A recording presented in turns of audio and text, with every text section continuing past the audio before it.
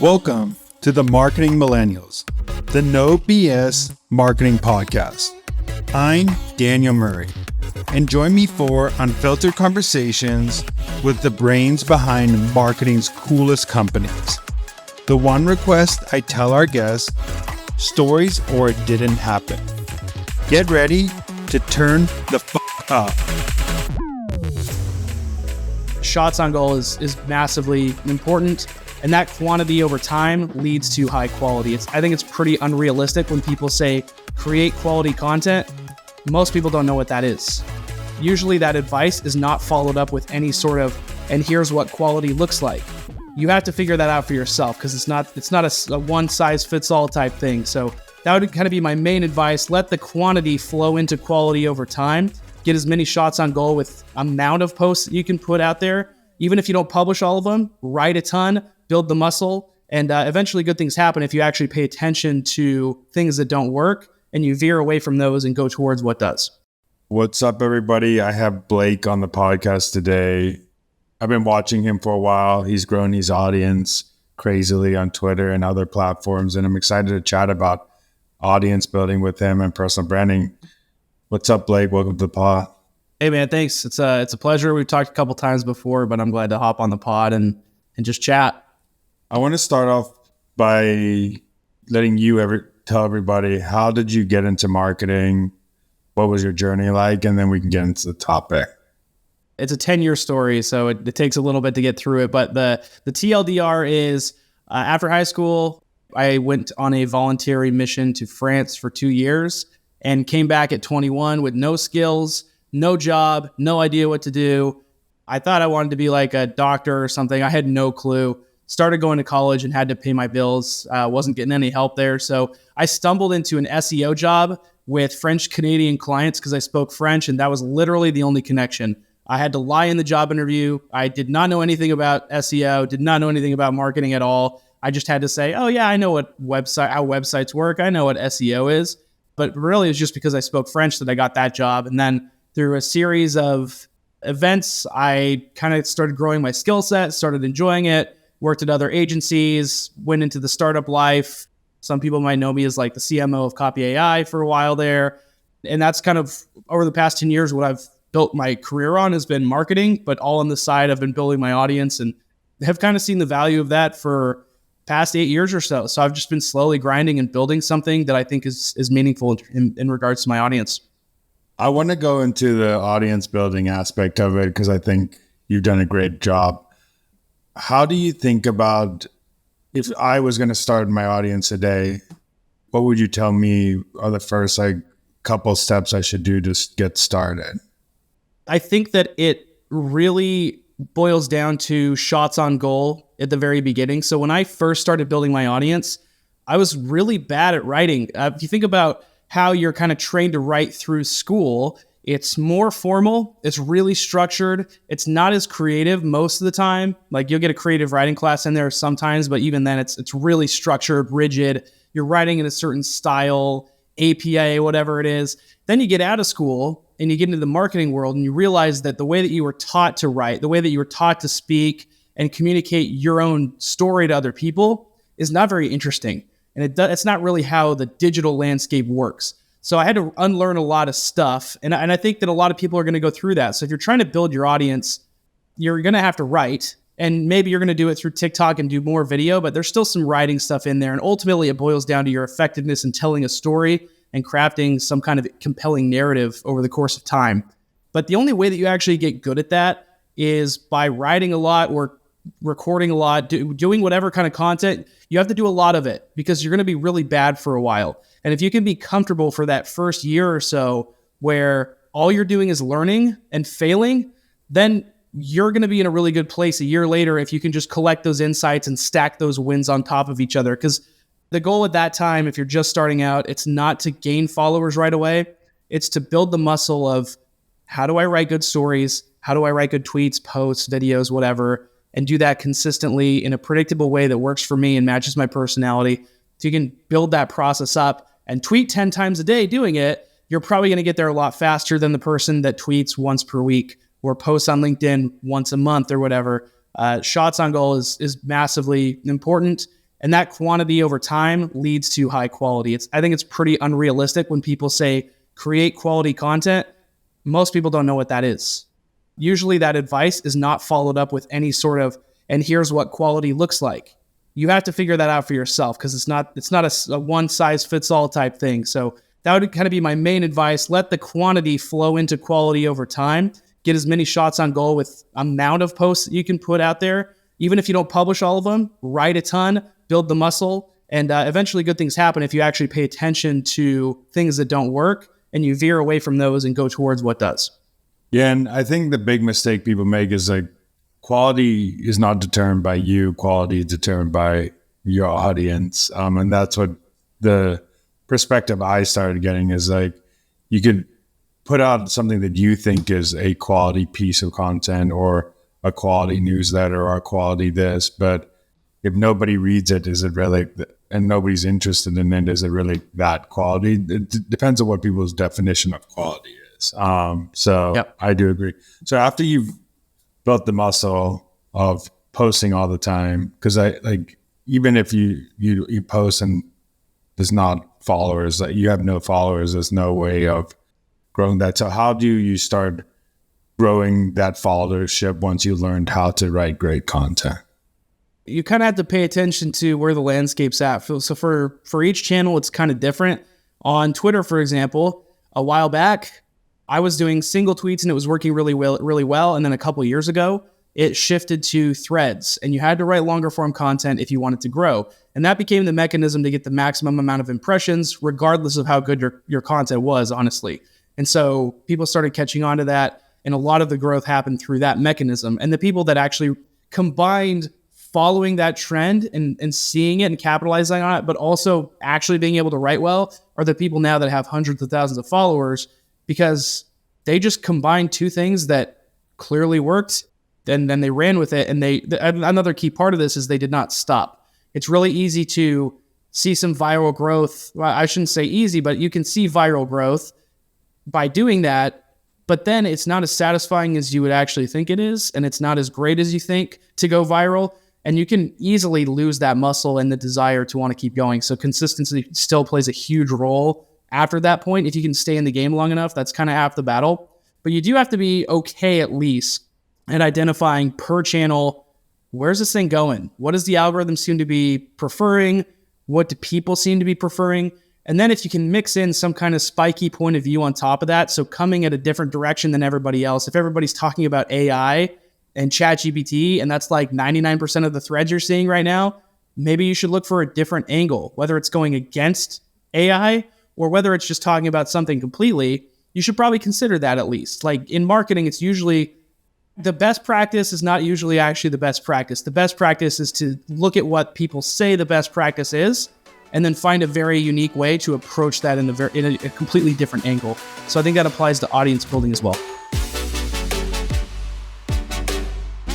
I think if you want to grow on platforms, and it's hard to do this if you don't want to do what the platform wants you to do. Because I remember when it started getting to threads, I'm like, oh goodness, now I have to write in this long form piece of content. And it became not my main channel anymore just because it wasn't but I think if you're a great writer that could write really fast and want to commit to one channel like that, it was a great tactic for a lot of people. But I like that. I think you have to understand platforms because each platform has a different language. Each platform is a different style. Each platform, doesn't mean the content has the topic and what you're trying to say could be the same thing, but how you package it needs to be different for each platform. How do you think about audience building for yourself versus when you went to Copy AI and something else? What is the difference and what are the similarities that you saw? The biggest difference is it's a lot easier to do it for yourself as opposed to a brand, which it's extremely difficult.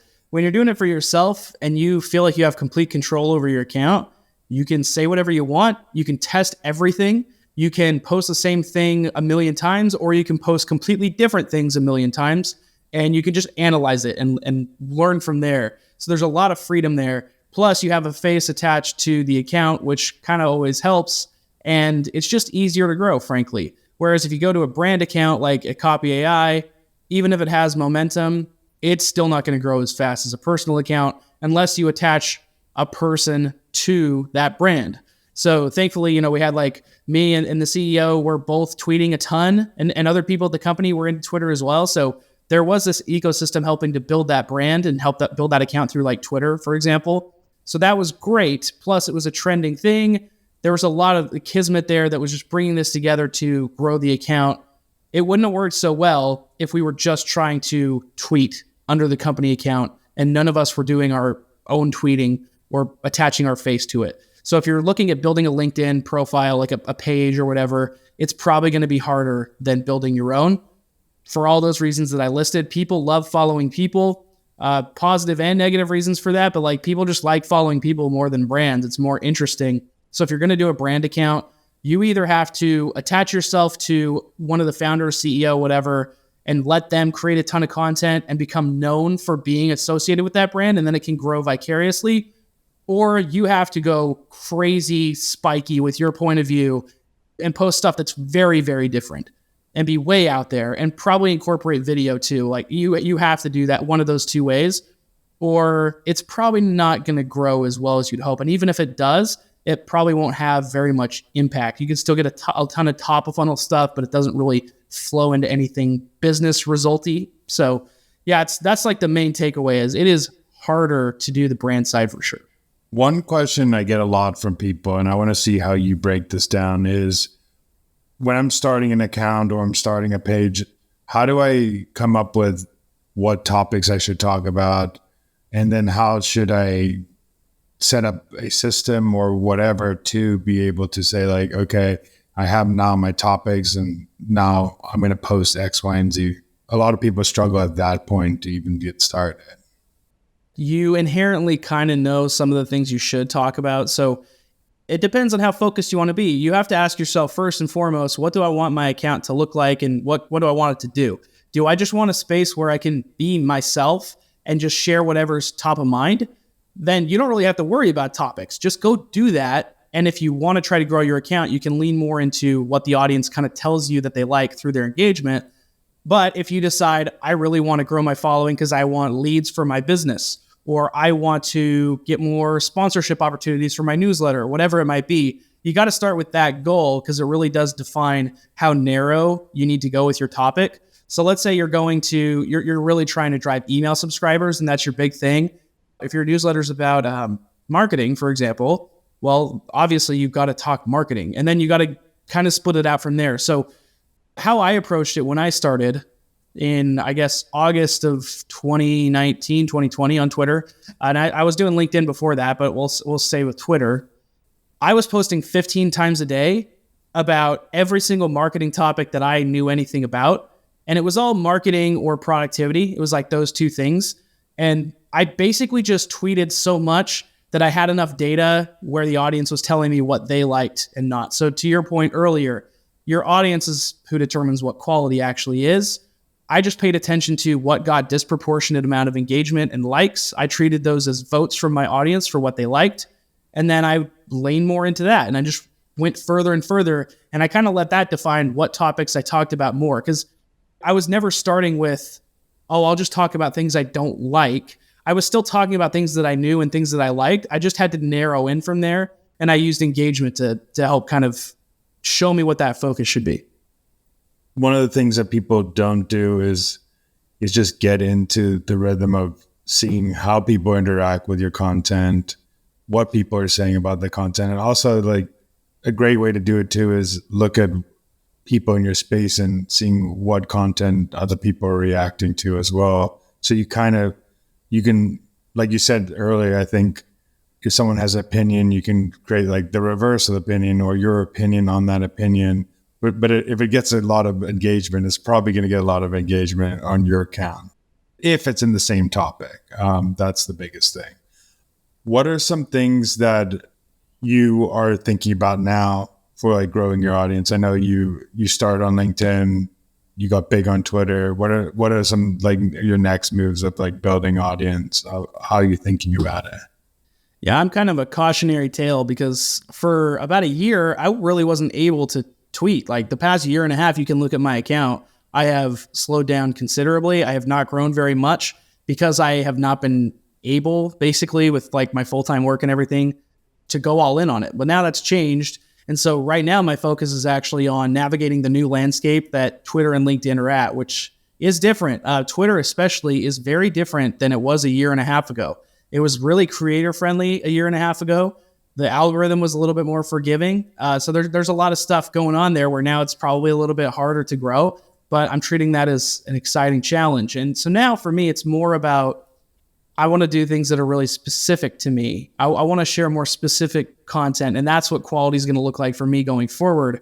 Whereas before, I was doing a lot of threads, and I'm glad that I did that stuff because I was able to grow and build a valuable asset in my audience. But I want to get away from just trying to grow and focus more on, am I saying really high quality things? Am I sharing deeper insights of what I'm learning? And especially right now, I'm kind of going through this transition of going into a full-time solopreneur thing where I am now not attached to anybody. I'm doing my own thing and it's totally new. I'm excited about that. I want to lean into that and share the ups and downs of that and get much deeper with, here's like the 3 things that I learned today. So that's kind of my goal going forward, which probably doesn't mean that I'll grow as fast, or probably means I will not grow as fast as before. But that stuff probably doesn't work very well now. You still see, go on Twitter now and look at the same people that were posting a ton of threads before. The engagement is way, way, way down compared to where it was. I'm not sure that's how you're going to win anymore, just by following threads. I think you got to look for the next thing, which is deeper, whether it's longer form or short form content that really hammers home a point and shares unique insights that only that person could say. So everything I'm posting now is through that filter. And I also think what you said is great, because I think if you're starting a business, for example, I think your point of view and creating expertise is way more important than just trying to get a bunch of attention. Where like, if your goal is, let's say, some people who are doing the ways of growing right now, like their goal is to get attention, which is a fair enough goal. Like like on LinkedIn, that was my goal for a long time, get a lot of attention so I can drive people to another asset. I think it all depends like what you're trying to do. Like if you're trying to get people to a newsletter or something else, attention is great. If you're trying to like show people like you build up a business or clients or something like that, you have to share like deeper insights, your opinions, and you can't worry too much on like that metric of how your follower is growing, how your stuff. You got to just say like, hey, I'm trying to capitalize on this specific group of people. This specific group of people care about this type of thing. I'm going to worry about more who's engaging with my content than how many people. So I think that's a good play. I think, especially on LinkedIn, I see like the people who built like great businesses off of LinkedIn. Chris Walker is a great example, like deep insights on a certain topic that then they had a point of view and then people resonated with that point of view and then they became clients of that person. Totally. Yeah. What is a marketing hill you would die on?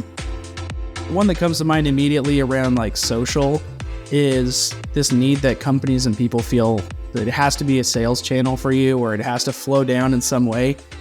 I'm not sure how realistic that really is. And I think it's more, if you view through like the inputs and outputs of social media channels, like a Twitter, for example, the way that I view it is not to sell more courses or get people to my newsletter necessarily. That stuff just can kind of happen if I set up the flow right. But it's more about on the input side, am I genuinely helping somebody here? Because I know that the more good that I put out there, the more good is going to come back my way. So it's like this karmic kind of thing.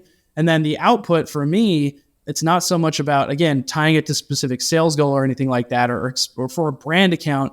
I would never go in and run social for somebody and say, this is just going to totally crush on sales. Like I'm never going to come in and say that. Some people think that you can.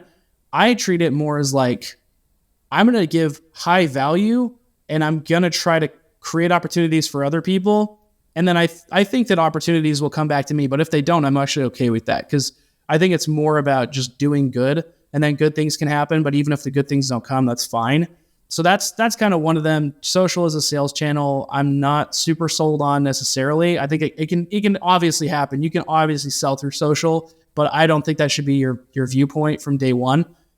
Another one that I think is probably, I don't know, some people are gonna relate to this, but I think attribution is largely stupid. I think attribution's like really pointless for the most part. Doesn't work super well.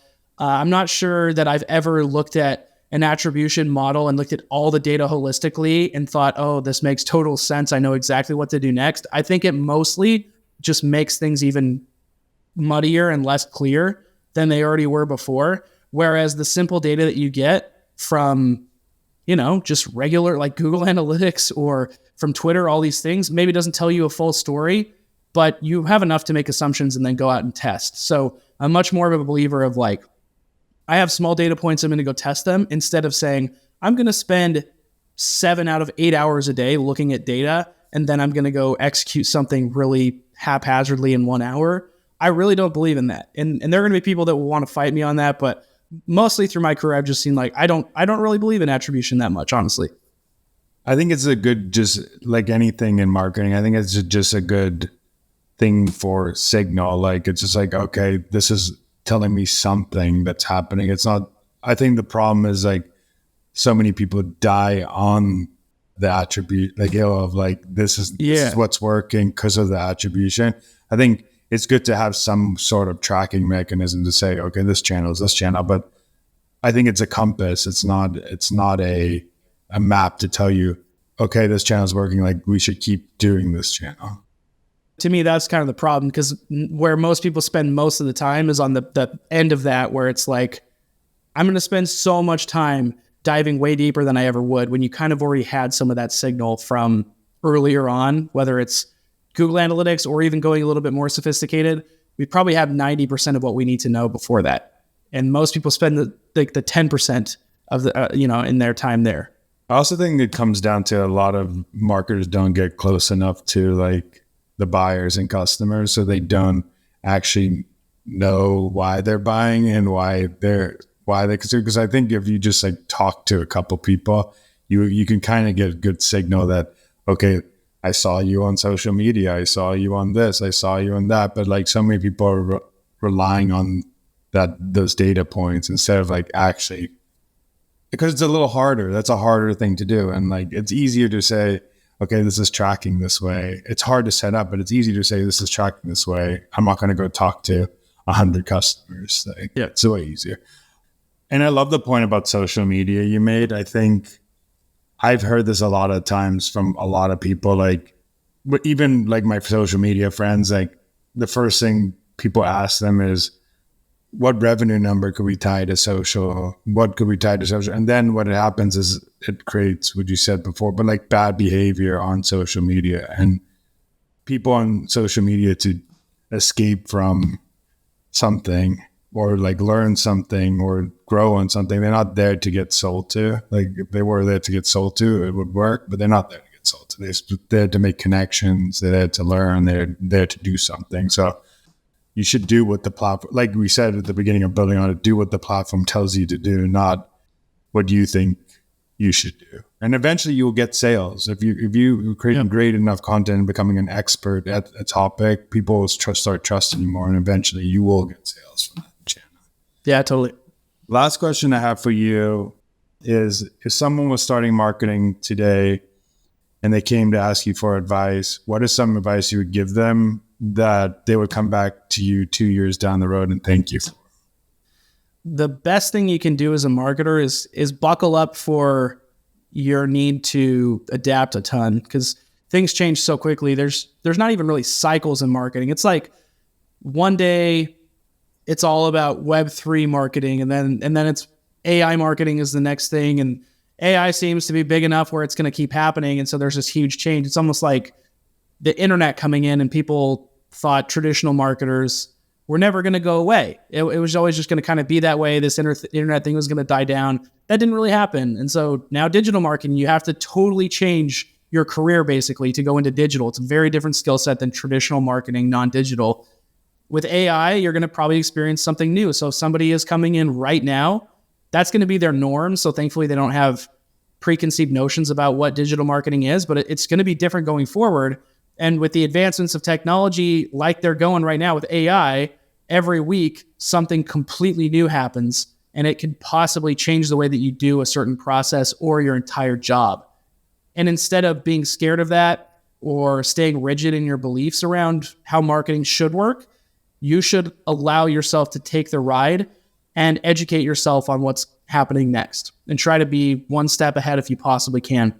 And it's not as hard as you think to be one step ahead. All you got to do is read stuff, because 99% of the world still doesn't have a clue what ChatGPT actually does, or how AI is going to evolve. Feels like we do in this tech bubble, but most people don't. So you can be ahead of the curve, just be open to adapting. And when that next wave comes, be upfront, be a little stingy, and don't say, I'm going to change everything based on this one first impression. But if there's a clear pattern that things are going in that direction, you will have to adapt if you want to be a great marketer, period. If you want to be an okay marketer that gets fired every couple years and you have to pass from job to job, or you're never able to go out on your own or anything like that, then okay, don't adapt as much and see how it goes. But honestly, you're going to have to. In the digital marketing age, since I got started 10 years ago, has already gone from like, oh, you can hack Google for SEO just by stuffing keywords in there, to now, nope, that doesn't happen at all. And in fact, AI is going to totally change SEO and it's not going to look the same. So that's in 10 years. It's not even remotely the same way to market. You can expect probably even more rapid changes going forward. And if you're not the type of person that can adapt, you might want to consider a different career, because this is going to be a wild ride. And if you can adapt and ride it well, you're going to be very successful. Like, people in marketing are going to have a lot of success, I think, in the next 10 years, but it's going to take a specific mindset to be able to do that. Even if you don't want to adopt something yet, at least go and read about it, try it. Doesn't mean you have to adopt it in your business today or put this on, but at least knowing why people are using it, why there's a rave about it. Just like any platform, like when people said TikTok was for kids, at least go discover why people are saying that before you just listen to everybody's opinions of why people say that. I'll give you the last minute to let everybody know where people could find you and where they could follow you and your journey. Yeah. I mean, on Twitter, I'm just getting started back up at Hey Blake. Come and send me a DM. Just let me know that you listen to the show and pop a question. I'll be happy to answer as quickly as I can. And then on LinkedIn, just search for Blake Emal under my name. I should be the only one that pops up. I think I'm the only one in the world with that name, actually. So shouldn't be too hard to find me. And other than that, I'm around. I answer DMs, so just don't be a stranger. Well, thank you for joining. It's been great. Thank you for your insights. Yeah, I appreciate it. Thanks so much for listening. Tune in next week to hear more great insights from marketing's coolest operators. If you haven't already, please consider subscribing to the Marketing Millennials podcast and giving it a 5-star rating. It helps bring more marketers into our community.